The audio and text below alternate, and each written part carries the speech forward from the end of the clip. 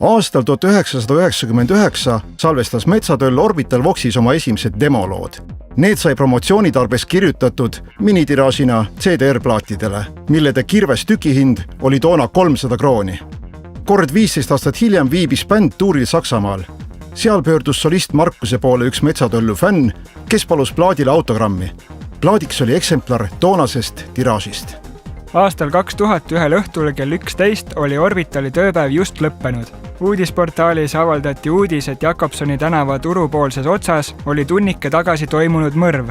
Keskturg ja Jakobsoni tänav olid toona üsna kriminogeenne kant. Ülepäeviti eksis stuudiosse vilavate silmadega kliente väljamõeldud töödega. Stuudiost kadusid päise päeva ajal makid ja mobiiltelefonid. Vargused lõppesid, kui uksele sai paigaldatud fonolukk.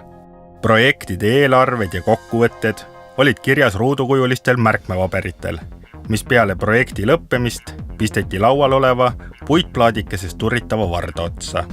Kui paras ports oli vardasse aetud, edastati virn raamatupidajale. Täiesti elektrooniliseks muutus arvepidamine alles 2002. aasta lõpus. Sellest ajast alates on läbi viidud üle 15 000 projekti, ehk nii umbes 90 projekti kuus.